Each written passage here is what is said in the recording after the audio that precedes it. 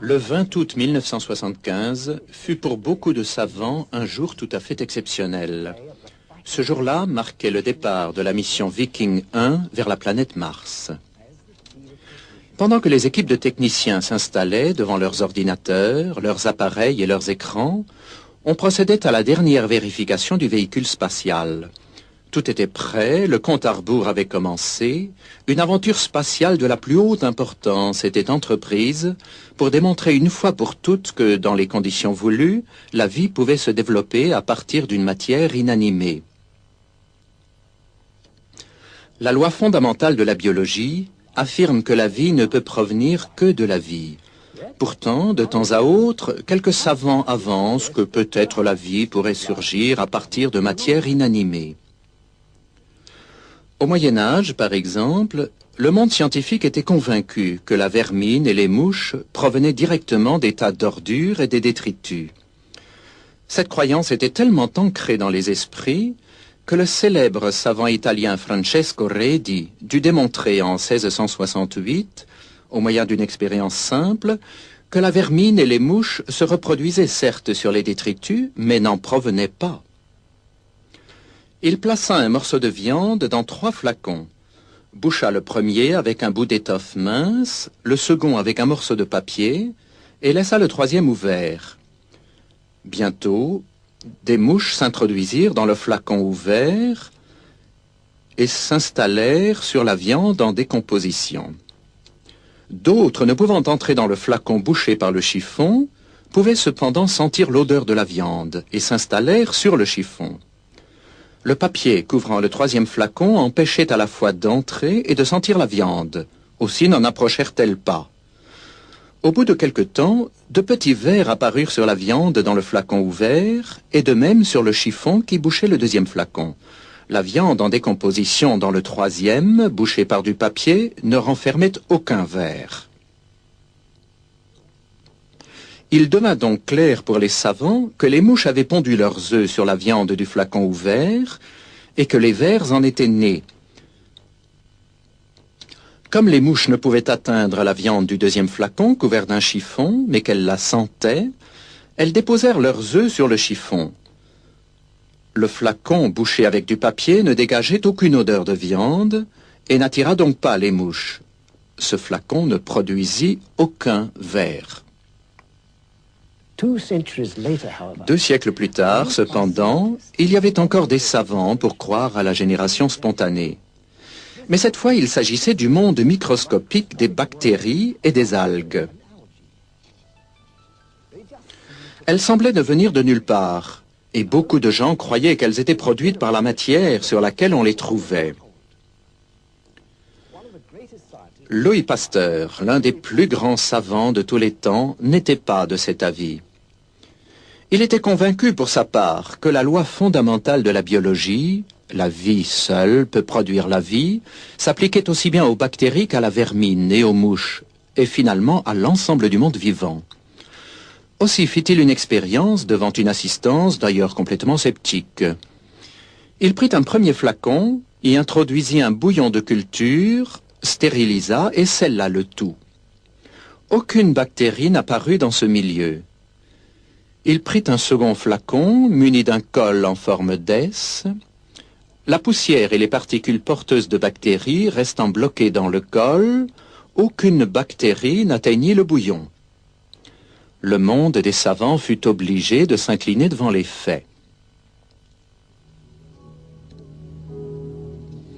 Un siècle plus tard, on croit à nouveau que la vie peut naître à partir de matière inanimée. Cette fois-ci, on s'imagine qu'il y a très longtemps, la première forme de vie a été générée à partir de gaz et de substances chimiques. Voilà pourquoi, ce 20 août, tous les yeux étaient fixés sur Mars, car son atmosphère et son climat, bien qu'extrêmement froids et secs, rappellent plus que sur aucune autre planète ceux de la Terre. Il semblerait que Mars, sorte de laboratoire naturel flottant dans l'espace, pourrait apporter la réponse à la question de savoir si la vie peut naître de la matière inanimée. Ainsi, on ne douterait plus que la vie ait pu se former sur la Terre, pour peu que l'on découvrit des traces de vie ailleurs. La fusée spatiale Viking emportait à son bord un des miracles de la technologie moderne. Un laboratoire scientifique miniaturisé dans un cube de 30 cm de côté, capable de mener à bien toutes les expériences que fait un laboratoire d'une grande université moderne. Cet appareil prodigieux se posa sur la surface de Mars et les expériences commencèrent.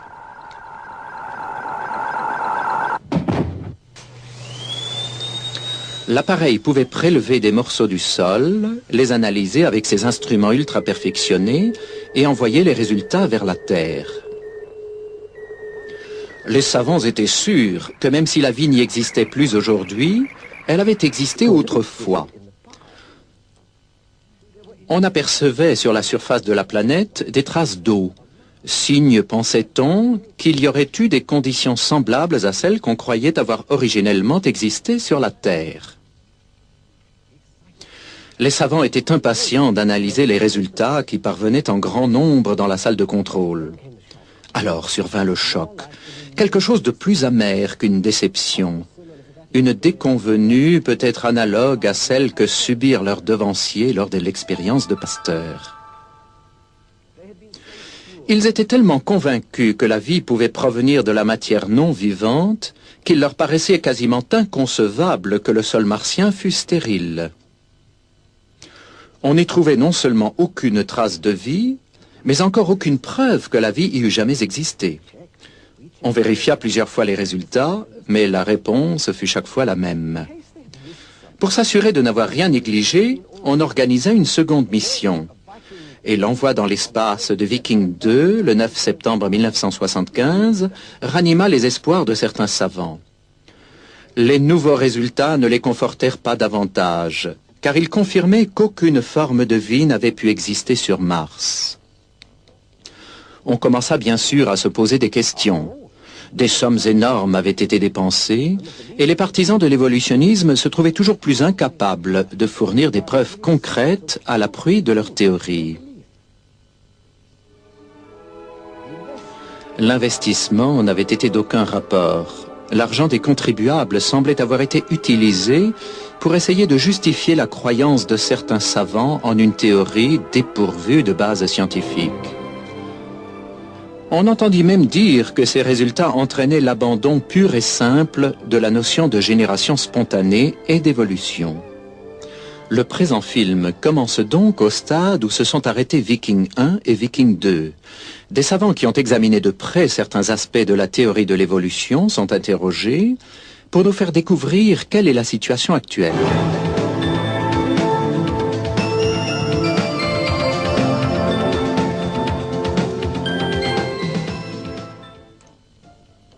Bien des gens s'imaginent que les fossiles d'animaux sont la preuve qu'une évolution s'est produite dans le passé. Afin de déterminer si tel fut vraiment le cas, interrogeons la science qui étudie les fossiles, c'est-à-dire la paléontologie. Le professeur Roberto Fondi est un spécialiste de paléontologie, qu'il enseigne au département des sciences de la Terre à l'université de Sienne, en Italie.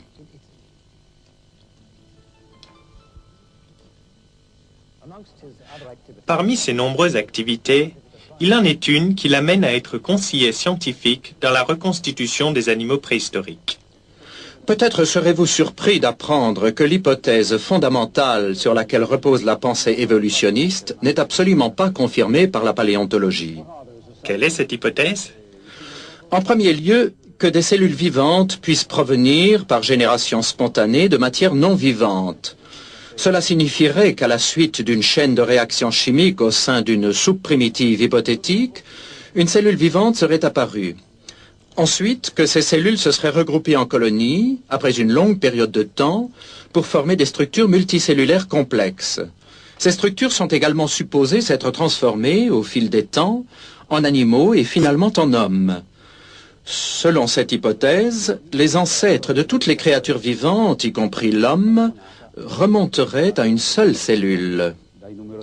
Cette ascendance est représentée sous forme de gigantesques arbres généalogiques aux branches innombrables sortant d'un même tronc dont les racines plongent directement dans la matière inanimée.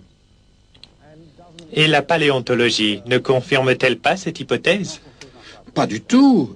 Tous les groupes biologiques, depuis la bactérie et l'algue bleue jusqu'à l'homme, apparaissent d'un seul coup dans le registre des fossiles, sans aucun lien qui les unisse entre eux.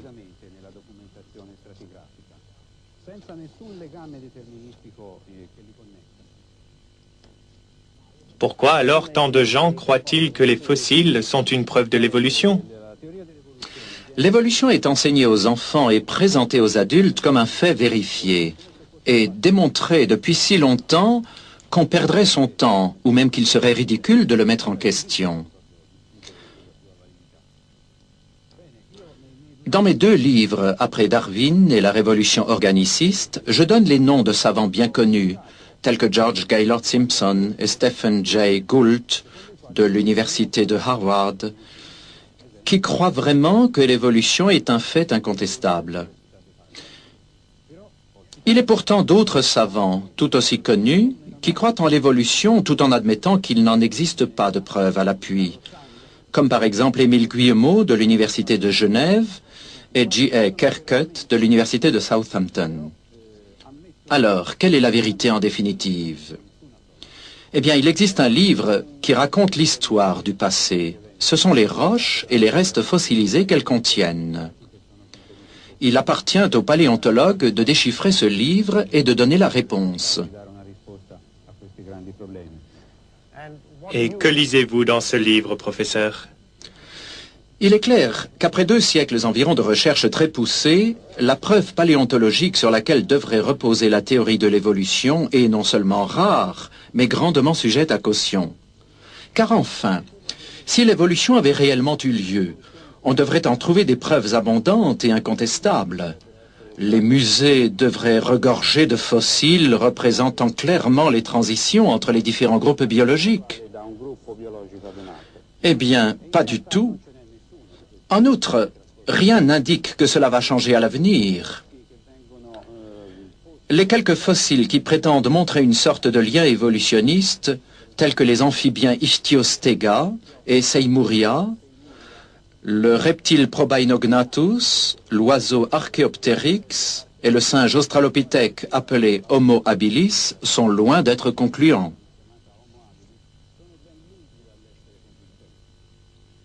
Et la prétendue évolution de l'homme? L'idée d'une évolution graduelle de l'homme à partir de créatures telles que les singes australopithèques est sans aucun fondement et doit être absolument rejetée. L'homme n'est pas le chaînon le plus récent dans la longue chaîne de l'évolution. Il représente un type, ou taxon, qui a existé sans aucun changement substantiel depuis sa première apparition. La justification de ce que j'avance se trouve clairement développée dans mes livres. Quelle est donc votre conclusion, professeur? Celle-ci, simplement. On ferait beaucoup plus de progrès en biologie et dans les autres disciplines si l'on voulait bien sortir des impasses du mythe évolutionniste pour en revenir aux méthodes fécondes de la morphologie d'Aristote, de Linné, de Cuvier et de quelques autres.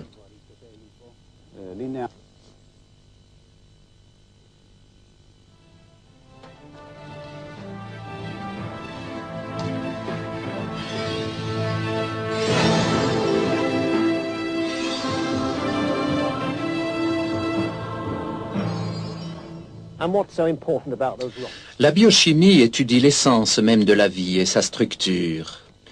Elle pénètre à l'intérieur même de la matière, dans le noyau de la cellule vivante. De nos jours, nul n'est aussi qualifié que le savant biochimiste pour nous révéler si une forme d'organisme vivant pourrait se transformer en une autre forme. Voici donc le professeur Sermonti, généticien, biologiste moléculaire et biochimiste de renommée internationale. Demandons-lui ce qu'il pense de l'évolution. Professeur, à la lumière de la biologie moléculaire moderne, comment voyez-vous la théorie de l'évolution? Les nouvelles découvertes en biologie moléculaire ont fortement modifié nos idées sur bien des questions, notamment sur celle d'évolution. De quelle façon, plus précisément? Les résultats obtenus en biologie moléculaire et en génétique ont montré que ce que prétend l'évolutionnisme, à savoir que les mutations se trouvent renforcées par la sélection naturelle, est tout simplement erroné. La sélection naturelle ne fait qu'éliminer les nouveautés entraînées par les mutations. La sélection naturelle a un effet stabilisateur sur la vie. Pourtant, les fossiles montrent que les animaux et les plantes étaient différents autrefois. Ils ont donc dû changer. Ce n'est pas vrai. C'est une erreur de croire que si les êtres vivants étaient différents autrefois comparés à ceux d'aujourd'hui, ces derniers seraient dérivés de ceux qui ont disparu, qui se sont tout simplement éteints. Les anciens organismes n'ont pas donné naissance à de nouveaux êtres en disparaissant. Sur ce point, dirais-je, tous les biologistes sont d'accord. Aucun ne soutient que les mammifères dérivent des dinosaures. À l'évidence, ce n'est pas possible. C'est une conception absolument erronée. Le fait d'observer dans le passé l'existence d'êtres vivants différents ne signifie nullement que nous en dérivions. La théorie de l'évolution prétend que certains organismes encore plus primitifs que les bactéries auraient évolué jusqu'à l'homme, durant un laps de temps considérable. Que pensez-vous de cette croyance, professeur? Mais c'est ridicule, c'est impossible. Rien ne permet à un petit organisme de se transformer en homme. Mais ce qui est encore plus important, c'est que ce qui nous apparaît comme un organisme simple est en fait une réalité biologique très complexe. Même les bactéries possèdent une structure génétique et biochimique à ce point complexe qu'elles ne peuvent dériver de formes simples.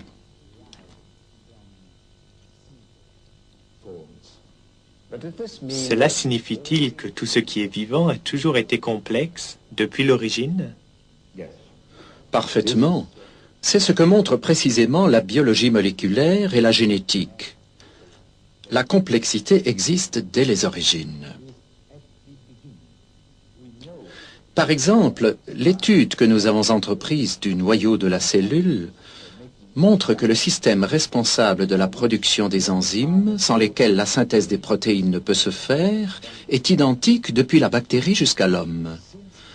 Puisque les mêmes types principaux de créatures et de plantes existent aujourd'hui comme dans le passé, il est clair que le même mécanisme complexe de la vie a existé depuis l'origine.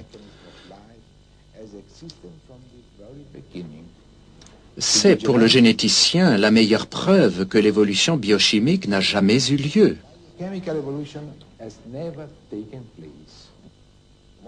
Une dernière question, professeur. Quand donc l'homme a-t-il fait son apparition?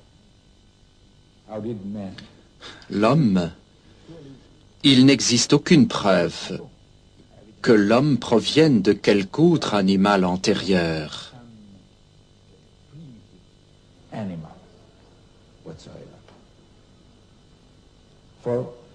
Ce que nous pouvons dire en observant les chromosomes ou l'ADN de l'homme et en les comparant à ceux des autres espèces, c'est que l'homme est un être original. Il ne dérive d'aucune autre espèce. La génétique refuse absolument l'idée que l'homme serait une créature récente provenant d'une forme primitive différente.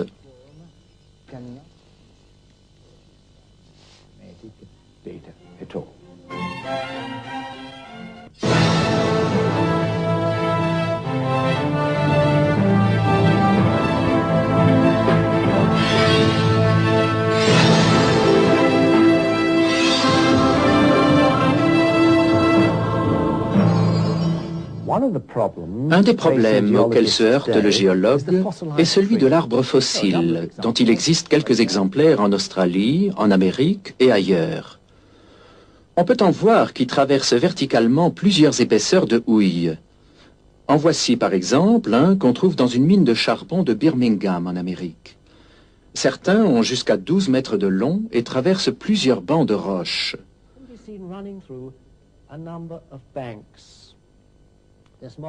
Ce schéma donne une idée de tel cas. Ce qui est curieux, c'est qu'on nous dit qu'un seul de ces bancs aurait pu mettre des millions d'années pour se former. Si c'était le cas, cela aurait donc duré des millions d'années pour enterrer un arbre. Ce n'est pas possible, car l'arbre aurait pourri ou serait décomposé bien avant d'être complètement enterré. Comment alors expliquer ces fossiles? Un savant s'est penché sur ce problème, et l'épisode que vous allez voir vous donnera une idée des implications de son étrange et passionnante découverte. Pour suivre l'explication, il faut bien comprendre la différence entre une couche et un banc. Ici, vous voyez des bancs de couleur orange, jaune ou bleu. Dans chaque banc, vous pouvez apercevoir plusieurs strates. Ce que vous ne pouvez pas voir, par contre, ce sont les couches de sédiments. Vous ne pouvez les voir, car lorsque chaque couche de sédiments arrive, elle se divise en bancs, comme ce que vous voyez. Si vous pouviez voir les couches, elles ressembleraient en gros à ceci. À la fin du film, vous comprendrez pourquoi il est essentiel de comprendre la différence entre les bancs et les couches. Non seulement vous aurez la solution au problème de l'arbre fossile, mais cela vous expliquera aussi pourquoi la théorie de l'évolution s'effrite.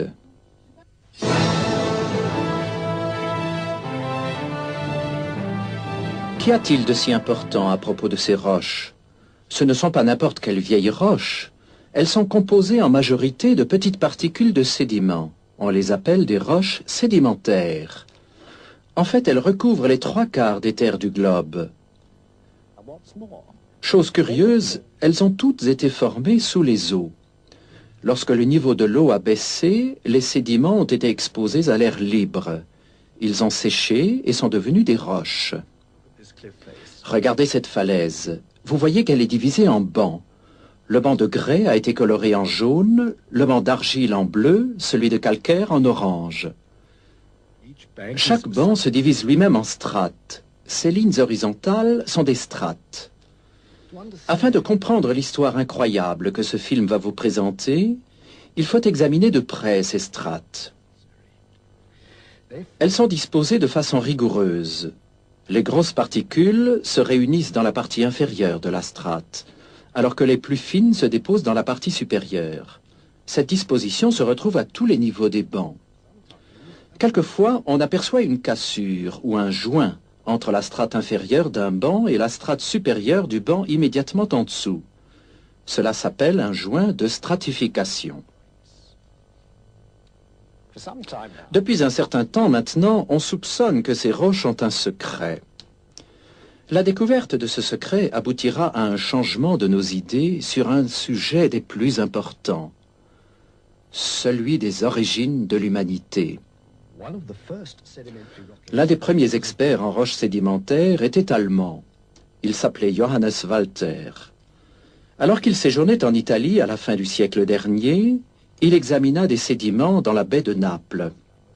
En creusant verticalement dans les sédiments de la baie, il découvrit que les bancs qui reposaient les uns sur les autres suivaient le même ordre que ceux qui se trouvaient les uns à côté des autres, horizontalement.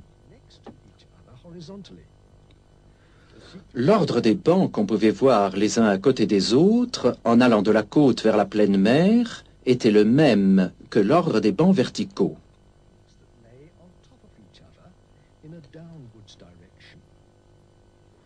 Il se rendit compte qu'on se trompait en affirmant que le banc du fond était nécessairement plus ancien que celui du dessus. il devenait clair que tous les bancs, ceux du dessus, ceux du milieu et ceux du fond, étaient encore en train de se former. Ils se formaient latéralement. Ainsi, une partie du banc supérieur avait le même âge qu'une partie du banc inférieur. Assez rapidement, Walter comprit la cause de cette formation latérale des bancs. Les particules de sédiments se déversant dans les mers, apportées par les rivières, les inondations et le vent, se trient entre elles selon leur taille. Les plus grosses particules, celles colorées en jaune, restent près de la côte. Les moins lourdes, en bleu, sont entraînées un peu plus loin, et les particules les plus fines, colorées en orange, sont emportées par les vagues et les courants encore plus loin. On peut voir que les couches de sédiments se déposent les unes à côté des autres. Les particules de sédiments dans les couches se trient suivant leur taille, dans les bancs de types variés de sédiments. Ceci pourrait être un banc de galets, celui-ci de grès, celui-ci d'argile. Ainsi, les bancs se forment latéralement. Ce morceau de banc, le plus proche de la côte, est plus ancien que ce morceau du même banc plus éloigné de la côte. Ainsi, cette partie du banc au fond a le même âge que cette partie du banc au-dessus.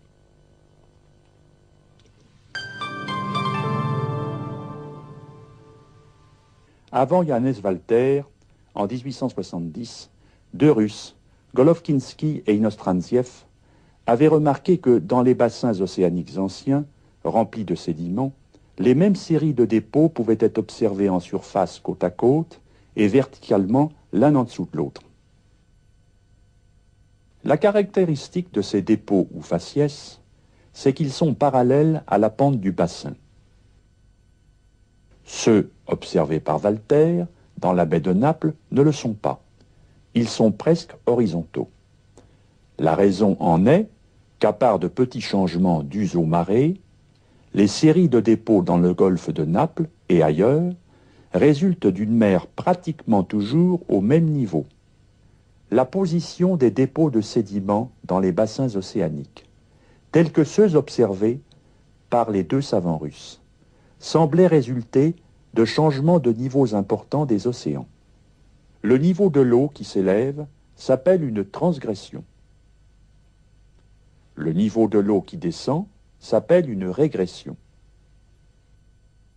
Quand l'eau monte ou transgresse, ce qui peut être dû à des raz-de-marée, les sédiments se déposent parallèlement à la pente des côtés du bassin océanique. Les particules les plus grosses, en jaune, se déposent le long de la pente. Lorsque le niveau de l'eau baisse ou régresse, les particules les plus fines, en orange, se déposent le long de la pente.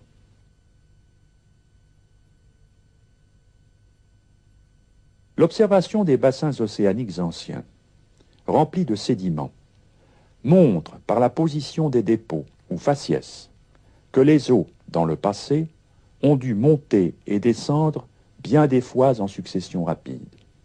Les sédimentologues appellent ces phénomènes des cycles de transgressions et de régressions.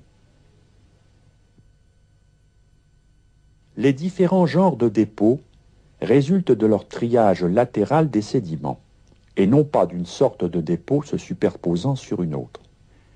Il semblerait donc que l'origine des bassins sédimentaires se trouve dans des cycles de niveau d'eau montant et baissant rapidement, techniquement parlant, de transgression ou de régression. La position des dépôts ne résulte donc pas du principe de superposition ou de continuité, mais de l'application de la loi de Johannes Walter. Ces cycles de niveaux montants et descendants des eaux n'ont pas pu avoir lieu partout dans le monde en même temps. Peut-être étaient-ils semblables à d'énormes marées océaniques.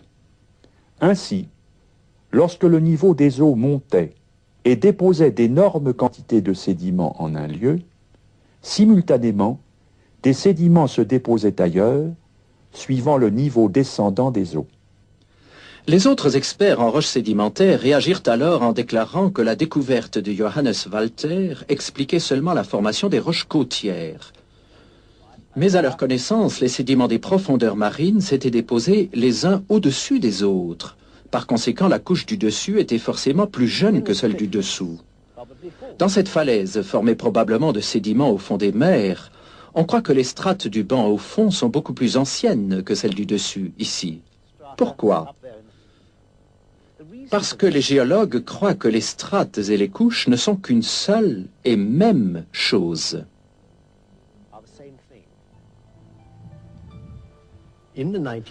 Dans les années 70 et 80, plusieurs échantillons de sédiments ont été ramenés en creusant le fond de l'océan Pacifique par le vaisseau le Glomar Challenger. Ces forages ont apporté la preuve que la découverte de Walter s'appliquait aussi bien aux sédiments provenant du fond des mers. Cela signifie que virtuellement toutes les roches sédimentaires du monde ont dû se former de la même façon. Qu'est-ce que cela signifie au juste? Tout simplement ceci. Prenez le Grand Canyon, celui du Colorado aux États-Unis. C'est le plus grand, le plus large, le plus profond, le plus long des canyons de la Terre. Sur ses côtes, on voit des bancs de sédiments, les uns sur les autres, sur toute l'épaisseur du bas jusqu'en haut. On dit que chaque banc indique un âge géologique. Mais ce que nous savons aujourd'hui, grâce à Johannes Walter et au forage du vaisseau le Glomar Challenger, indique que des parties de bancs différents peuvent avoir le même âge. Pourtant, certains ont beaucoup de mal à accepter cette découverte. Deux événements récents doivent lever tous ces doutes.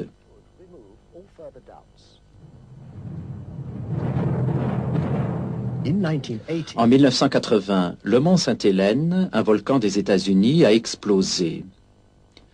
Il détruisit une immense forêt voisine et déclencha un raz-de-marée dans un lac proche, le lac Spirit. En quelques heures, 200 mètres de sédiments se déposèrent et formèrent des roches en se desséchant. Des roches avec leurs strates. Suite à l'explosion, la poussée d'énormes quantités de boue creusa un canyon à travers les roches avoisinantes, un canyon de plus de 30 mètres de profondeur et de 60 de large. Alors qu'on a cru qu'il fallait des millions d'années pour former des canyons et des strates dans les roches, ces deux formations géologiques se sont formées en quelques heures. Le deuxième événement a eu lieu dans un laboratoire. Un sédimentologue français, Guy Berthaud, a découvert deux faits d'importance capitale. Le premier est celui-ci. Le sable s'écoulant de façon continue, que ce soit dans le vide, dans l'air ou dans l'eau, se trie alternativement en dépôts de petites et de grosses particules, qui ressemblent à des couches mais n'en sont pas. Un deuxième fait est apparu durant les expériences que Guy Berthaud a dirigées à l'Université du Colorado. En observant le dépôt de sédiments entraîné par un courant d'eau circulant dans un canal à parois transparentes, il a constaté que lorsque la vitesse diminuait, les grosses particules sédimentaires se déposaient seules, tandis que lorsqu'elle augmentait, des laminets se formaient. Ainsi, le granoclassement répétitif, qui caractérise les strates, n'est pas obligatoirement, comme l'ont cru les géologues, l'effet de couches successives, mais il peut être aussi bien l'effet des variations de vitesse, du courant d'entraînement des sédiments. Une autre découverte intéressante est celle-ci.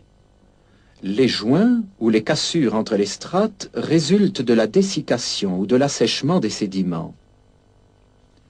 On pensait jusqu'alors que ces cassures étaient dues à l'interruption de l'arrivée de sédiments. On croyait que la surface de la dernière strate déposée s'était durcie et que des années plus tard, de nouveaux sédiments avaient recommencé à se déverser et qu'ainsi une nouvelle strate s'était formée au-dessus de l'ancienne. Cette explication doit être abandonnée à cause de deux nouvelles découvertes. D'abord, comme l'ont montré les forages du vaisseau le Glomar Challenger, les sédiments du fond de la mer ne durcissent jamais, sauf après 300 mètres d'épaisseur de dépôt.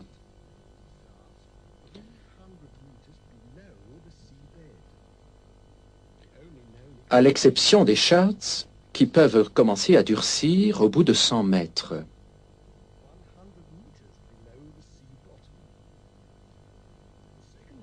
L'autre découverte faite en laboratoire montre que lorsque le niveau de la mer baisse et que les sédiments humides sont exposés à l'air, des cassures surviennent entre certaines strates, suivant le procédé de dessiccation. Aussi ces joints ou ces cassures ne dépendent-ils pas de la durée? Ces expériences ont été menées par une équipe de spécialistes au cours de nombreux mois dans des conditions rigoureuses, en laboratoire. Tout a été filmé et peut être vu librement. Ces expériences confirment un fait vital pour l'histoire de la sédimentologie. Les strates ne donnent aucune indication d'âge. Guiberto a montré que les strates que vous pouvez voir dans ces bancs dépendent de la vitesse du courant. Elles ne se déposent pas les unes sur les autres au cours des âges. Elles se forment latéralement de la même manière que les bancs. Ces expériences ont été reproduites à plus grande échelle. Elles ont alors été présentées au 14e Congrès international de sédimentologie dans le film documentaire qui va suivre.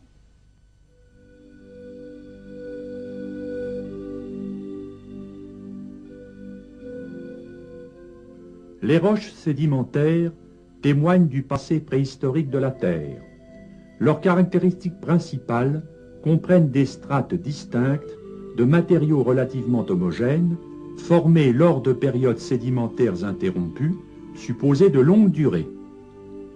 À l'échelle microscopique, les roches sédimentaires montrent une succession de particules fines et grossières sous forme de laminées. Les roches sédimentaires étant formées lors de la décantation de particules dans l'eau, il est instructif de réaliser quelques expériences fondamentales de stratification au laboratoire d'hydraulique. Un mélange hétérogranulaire de sables fins en blanc et de sables grossiers en noir est utilisé pour les expériences.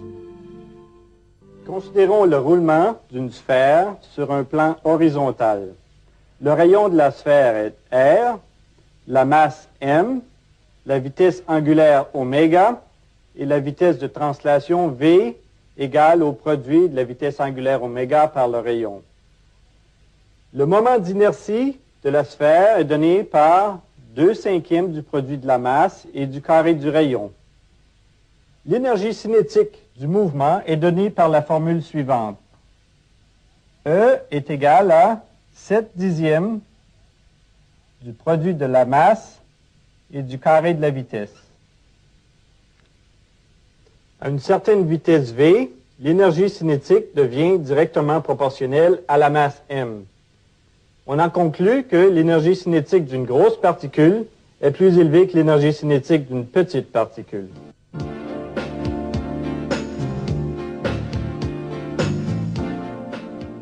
L'énergie cinétique accrue des grosses particules leur permet de franchir des perturbations de surface. Considérons un mélange homogène de grosses particules en noir et de petites particules. Lorsque le mélange est mis en déplacement transversal, les petites particules qui ont une énergie cinétique plus faible se déposent au pied de la couche en mouvement et les grosses particules roulent à la surface du dépôt de fines particules.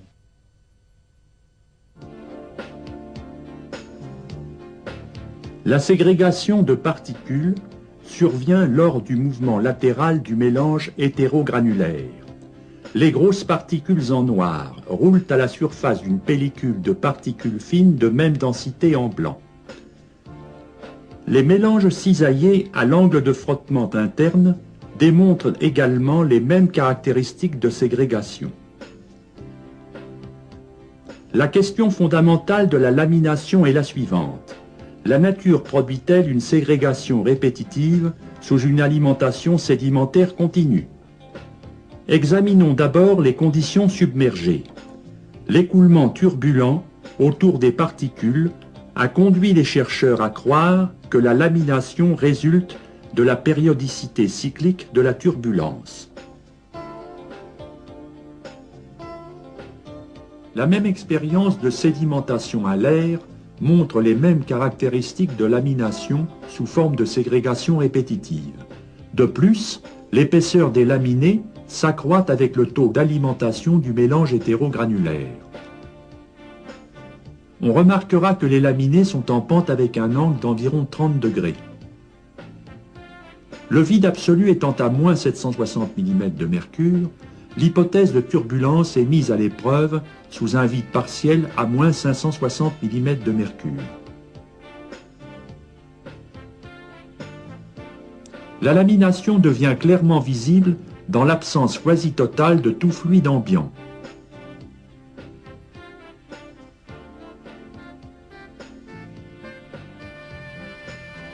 La lamination dépend donc essentiellement de l'interaction mécanique entre particules de taille différente, de formes différentes et de densités différentes.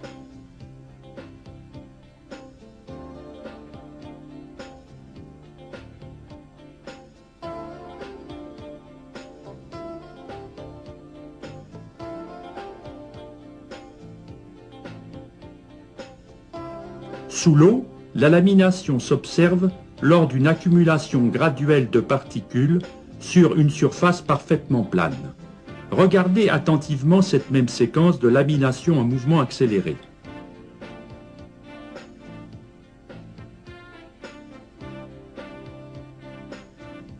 Des expériences de stratification à plus grande échelle sont réalisées au laboratoire d'hydraulique de l'Engineering Research Center. Un canal mesurant 20 mètres de longueur et 1,30 m de largeur recircule 30 mètres cubes d'eau et 8 tonnes d'un mélange hétérogranulaire de sable. Ce canal maintient une alimentation continue d'un mélange de sables fins et grossiers à débit constant. Considérons le diagramme d'un delta très simple. Au temps initial, nous avons la partie supérieure du delta, la face frontale du delta et la partie inférieure du delta au temps initial T1. Les particules en mouvement le long du lit, les particules les plus grosses se déposent sur la face frontale et font progresser le delta vers l'aval.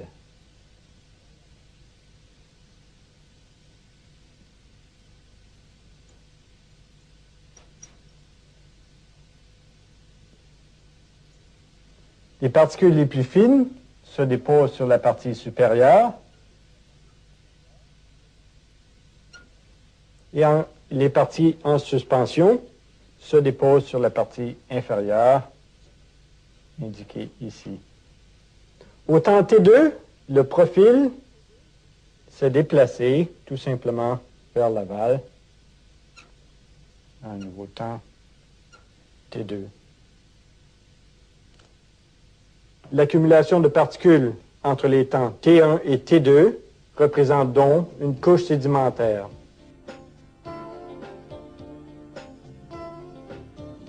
Ce delta typique progresse graduellement vers l'aval.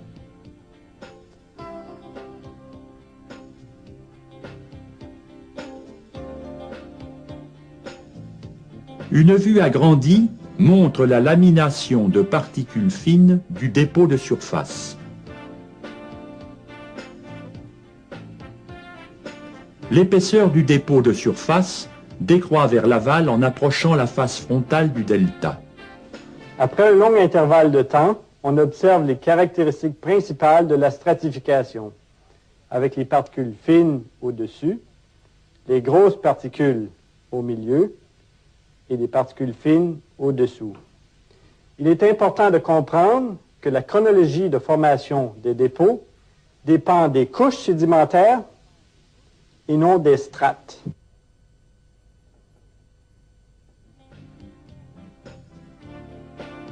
Les isochrones correspondent donc à l'interface entre les couches successives et non à l'interface entre les strates. L'épaisseur des strates est fonction du changement de transport solide qui survient dans un écoulement graduellement varié.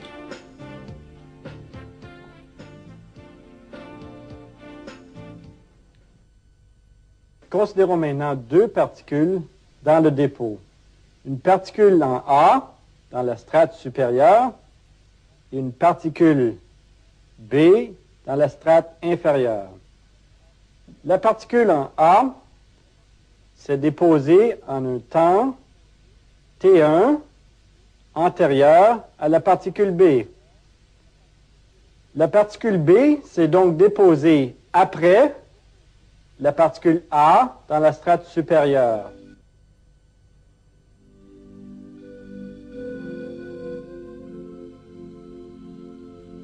La profondeur d'écoulement est augmentée de façon très graduelle, tout en conservant des conditions identiques d'apport sédimentaire et de débit d'écoulement. Un dépôt substantiel s'accumule en fonction du temps, avec prédominance de delta, de dunes et de rides en phase divers de développement.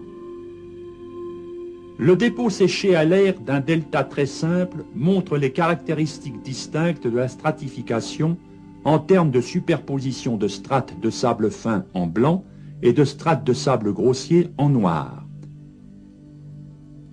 Une section transversale est taillée dans le delta afin d'identifier les caractéristiques principales du dépôt formé à débit constant sous une alimentation continue du mélange hétérogranulaire.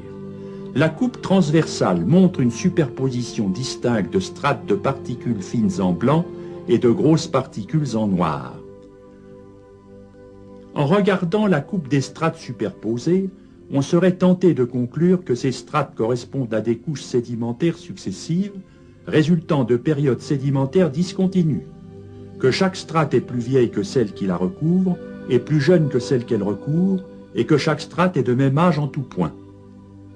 Cette expérience de stratification met en défaut ces hypothèses, parce que ces strates ne sont pas identiques à des couches sédimentaires successives.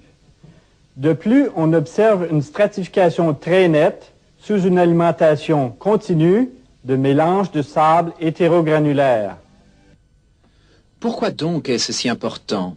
Tout simplement parce qu'on a utilisé les strates pour dater les roches sédimentaires et les fossiles qui s'y trouvent, et cela depuis un siècle.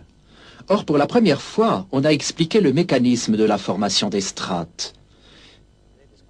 Il est évident qu'on ne peut plus se servir des strates pour évaluer l'âge des fossiles ou des roches. Certains fossiles des strates inférieures pourraient parfaitement être plus récents que ceux des strates supérieures.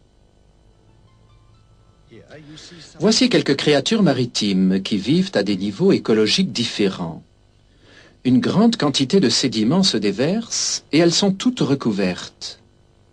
Finalement, en l'absence d'air, elles peuvent se transformer en fossiles. Bien entendu, les animaux marins ensevelis dans la strate supérieure et ceux de la strate inférieure ont le même âge, puisqu'ils sont dans la même couche de sédiments. Ensuite, une autre épaisse couche de sédiments arrive et d'autres créatures maritimes sont emprisonnées. Mais le plus important est de comprendre que celles en haut de la couche précédente ont été ensevelies avant celles en bas de la dernière couche. Ainsi, ce fossile là-haut est plus ancien que celui-là en bas. Voici le directeur du programme de recherche qui s'explique lui-même. La théorie de l'évolution se base sur la croyance qu'une succession d'espèces fossilisées au cours de longues périodes géologiques démontre qu'il y a eu un progrès évolutif entre les espèces. Comme nous venons de le voir, et comme cela a été reproduit au laboratoire, les couches formées par l'arrivée des sédiments ont été à tort identifiées à des strates. L'échelle des temps géologiques et la succession chronologique des espèces ont été calculées sur cette interprétation erronée, celle qui assimilait les strates à des couches successives de sédiments. Une même couche de sédiments peut être divisée en partie de plusieurs strates. Les plus récentes observations et expérimentations, dont les nôtres, montrent que la configuration des dépôts stratifiés est fonction des conditions hydrauliques. Cela permet, à l'inverse, de déterminer, à partir de la configuration des roches sédimentaires, les conditions hydrauliques de leur genèse. De ce fait, l'échelle des temps géologiques est remise en question dans ses fondements, et par conséquent, la succession chronologique des fossiles induisant la théorie de l'évolution.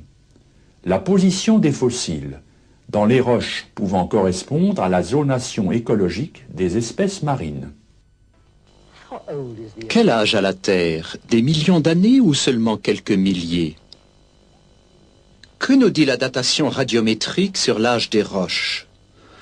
La science de la chimie physique peut éclairer ces questions. Le professeur Boudreau, qui enseigne la chimie inorganique et physique dans une université de la Nouvelle-Orléans, en Louisiane, a approfondi ce sujet et devrait pouvoir nous éclairer. Professeur Boudreau, un peu plus haut dans ce film, nous avons appris que les strates et les fossiles des roches sédimentaires ne donnent aucune indication sur l'âge de ces roches.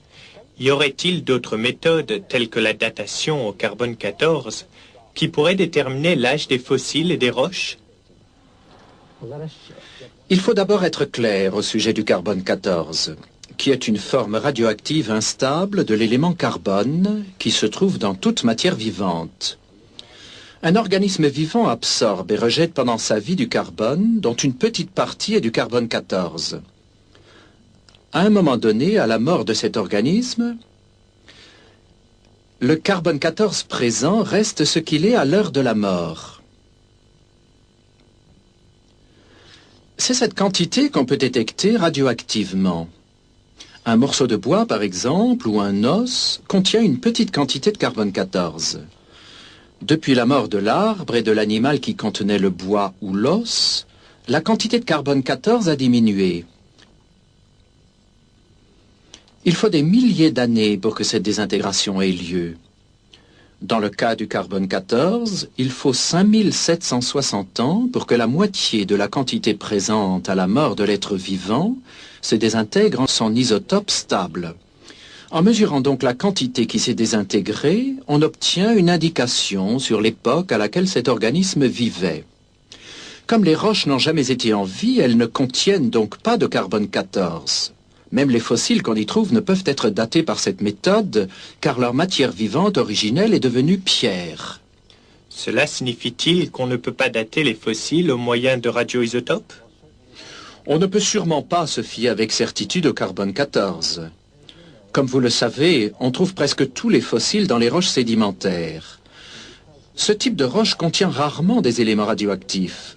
Aussi faut-il dater les fossiles par les strates dans lesquelles on les trouve.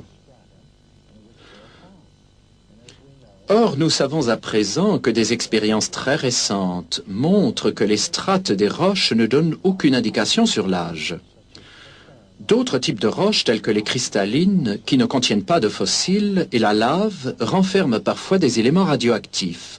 On utilise ces isotopes pour les dater. Pourriez-vous expliquer simplement comment on date une roche avec un isotope radioactif? Oui, prenons un élément radioactif tel que l'uranium. Cet élément se désintègre très lentement en élément non radioactif, le plomb.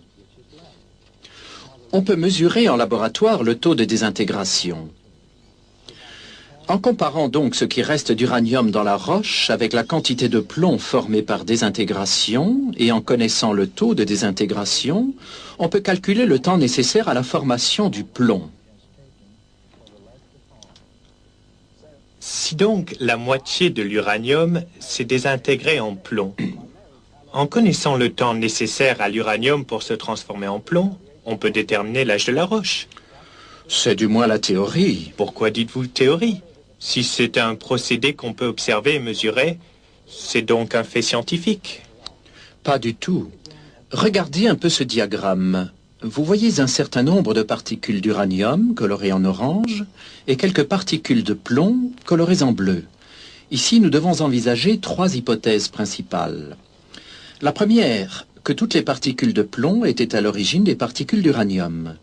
Mais il n'y a aucune raison de croire qu'il n'y avait pas déjà quelques particules de plomb dans la roche à sa formation. Car il existe dans les roches beaucoup de plomb naturel qui ne provient pas de l'uranium. Vraiment? Oui, prenons le cas extrême inverse. Si à l'origine cette roche contenait de l'uranium radioactif et pas de plomb, alors le plomb qui apparaîtrait par désintégration de l'uranium permettrait une mesure assez exacte de l'âge de la roche. Mais il faut admettre un cas plus vraisemblable, c'est qu'il y avait un peu de plomb lors de la formation de la roche, aussi son âge est-il moindre que celui qu'on mesure.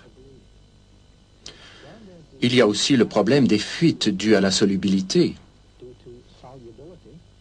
Cela peut-il arriver? Bien sûr. Les sels d'uranium et d'autres éléments radioactifs sont parfaitement capables de se dissoudre dans l'eau et quittent donc l'échantillon. Si donc une roche a été immergée quelque temps, par exemple en période d'inondation, une partie de l'uranium peut avoir été entraînée. L'âge attribué à cette roche par les mesures serait donc plus grand qu'en réalité. Mais il existe sûrement d'autres éléments radioactifs plus fiables que l'uranium. Eh bien, il y a aussi d'autres éléments radioactifs tels que le thorium, le strontium et le rubidium, ainsi que le potassium. Mais on ne peut s'y fier davantage qu'à l'uranium. Les sels de ces éléments sont encore plus solubles que ceux de l'uranium. Une inondation affectant toute la Terre aurait donc pu fausser toutes ces méthodes? Absolument. Tenez, je vais vous donner un exemple de l'effet de l'eau sur la datation radioactive. Il y a moins de 200 ans a eu lieu l'éruption du volcan Kilauea à Hawaï. Un morceau de lave de cette éruption, qui avait séjourné dans l'eau, a été daté récemment par la méthode du potassium-argon. On aurait dû obtenir une datation d'environ 200 ans. Or, on trouva 22 millions d'années. À coup sûr, des sels de potassium, qui sont hautement solubles dans l'eau, se sont échappés de l'échantillon, lui donnant un aspect très âgé. On attribua à d'autres fragments de lave provenant du volcan Hualalai et formés en 1801, des âges variant entre 160 et 3000 millions d'années. La situation va donc de mal en pis.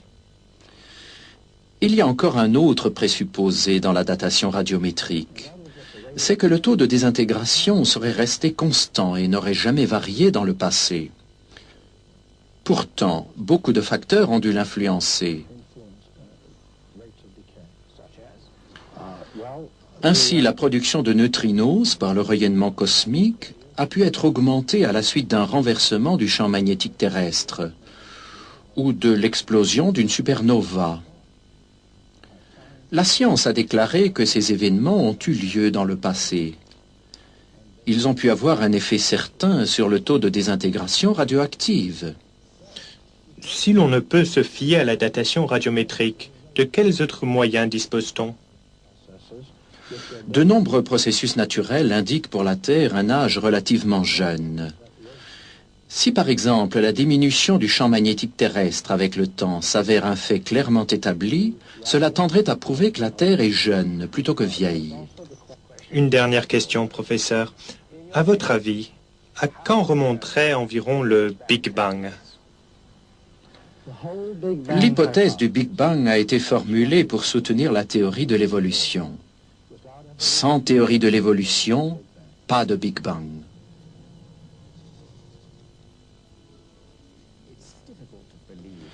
Il est tout de même difficile de croire que tous ces biologistes, zoologistes et autres savants puissent se tromper.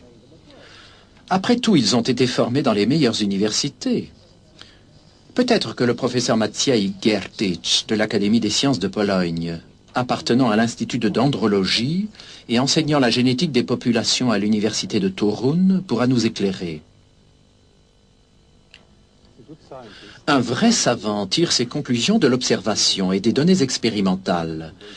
Les scientifiques étudiant la génétique, la cytologie, l'anatomie et d'autres domaines des sciences expérimentales sont sûrs et dignes de foi, quoi qu'ils pensent par ailleurs de l'évolution. C'est la démarche de la science, mais il faut se méfier dès que quelqu'un se proclame expert en évolution.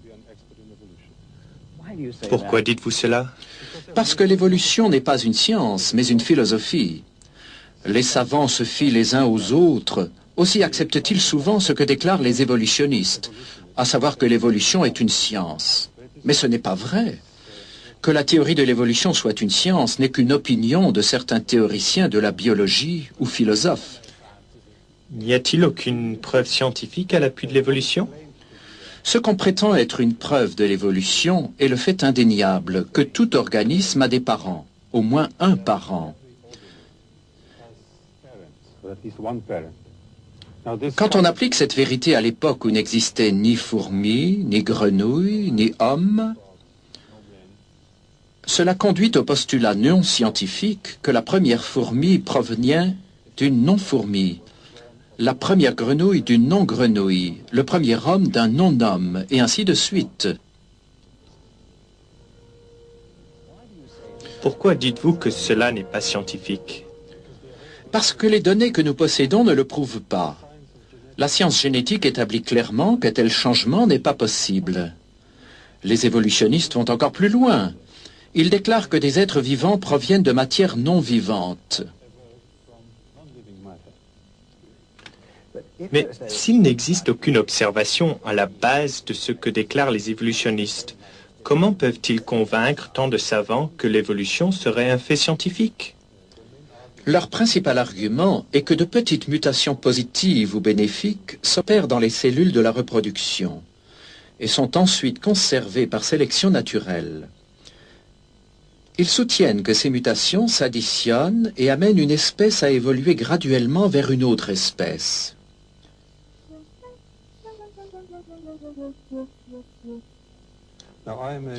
Non, je suis généticien et je puis confirmer qu'au cours de toutes les recherches de tous les laboratoires du monde où l'on a produit des générations et des générations d'organismes vivants, jamais, nulle part, aucune mutation positive n'a été observée.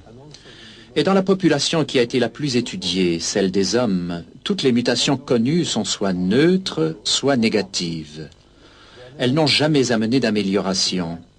D'ailleurs, la nature est programmée de façon à protéger l'altération des gènes et à corriger les erreurs qui se produiraient. Mais si les mutations ne sont pas à la base des changements, qu'est-ce qui cause les différentes variétés d'animaux et les différents types d'hommes? Les variétés proviennent des combinaisons, du mélange des gènes pendant la reproduction sexuelle. Les organismes adaptés à des conditions précises se concentreront dans un environnement qui offre ces conditions-là. En se croisant entre eux, ils formeront un groupe qui deviendra une variété. En outre, si accidentellement un groupe se trouve isolé, des traits particuliers y apparaissent et lui donnent un aspect distinct. C'est ce qu'on appelle la dérive génétique. Mais ces variétés ne représentent-elles pas une certaine forme d'évolution? Beaucoup de gens soutiennent que par ce processus, de nouveaux types biologiques vont apparaître, mais ce n'est pas vrai. Tout ce qui se produit, c'est que quelques gènes ont été enlevés à la population globale et la population obtenue s'en trouve appauvrie. Son contenu génétique est amoindri. De plus, s'il n'y a pas de nouveaux gènes, il n'y a pas de potentiel pour de nouveaux organes ou de nouveaux organismes. On obtient seulement une variété différente d'une même espèce. Ce procédé est utilisé aujourd'hui dans l'élevage. Par sélection et isolation, on obtient de nouvelles variétés d'animaux et de plantes, par exemple des chevaux, des vaches, des chiens, des céréales, etc. On sélectionne ce qui est utile à l'homme ou qui présentent telles qualités qui ont un intérêt particulier pour nous. Mais ces populations sont des groupes restreints, très dépendants des conditions extérieures que l'homme leur réservera.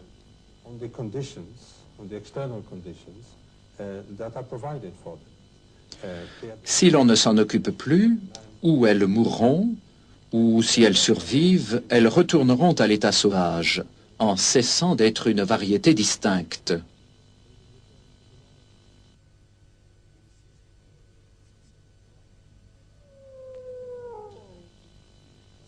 Alors, si les formes de la vie sont plus résistantes à l'état naturel, un changement qui se produirait dans la nature, aurait-il une bonne chance de durer?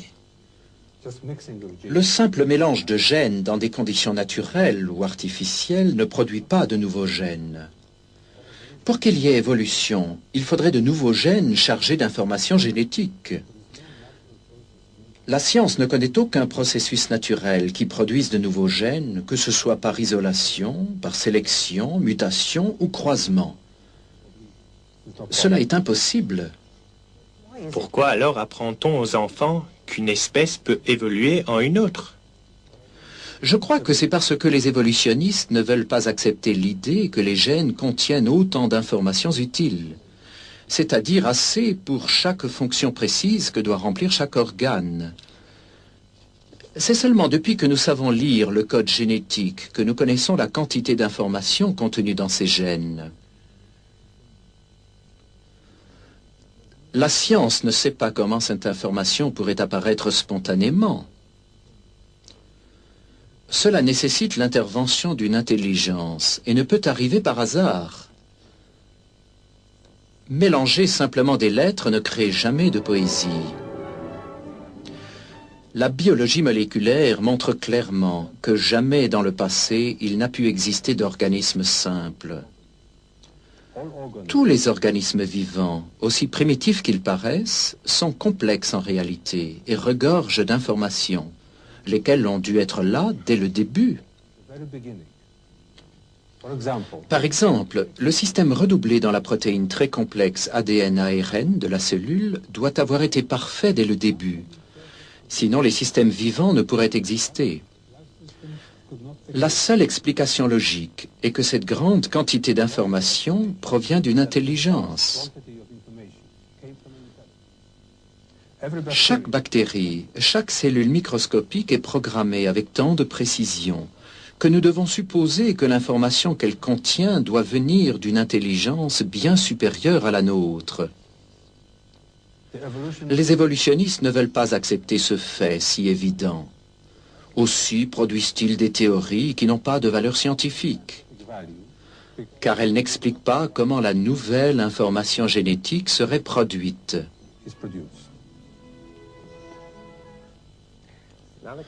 Il est curieux que les livres d'école et ceux d'histoire naturelle continuent d'affirmer que les savants acceptent l'évolution comme un fait scientifique. Le programme que nous venons de voir montre des savants qui s'opposent absolument à cette idée. Ils refusent même à l'évolution la qualité d'hypothèse scientifique. L'idée d'une évolution graduelle des hommes à partir de créatures telles que les singes australopithèques n'a aucun fondement et doit être rejetée. La complexité se trouve au commencement. Pour le généticien, c'est une preuve indéniable que l'évolution biochimique n'a jamais eu lieu. Donc la théorie de l'évolution n'a aucun fondement dans la géologie. De nombreux processus naturels indiquent pour la Terre un âge relativement jeune. L'évolution n'est pas une science, c'est une philosophie. Nombre de savants arrivent à la même conclusion.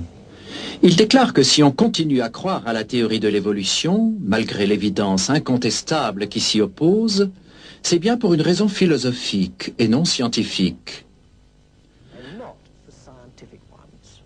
La récente découverte qui montre que les strates dans les roches se forment latéralement est d'une importance capitale. On ne peut plus ranger les espèces fossiles en grades évolutifs. Cela explique pourquoi on n'a jamais découvert de lien fossile entre les différents types d'animaux ou de plantes.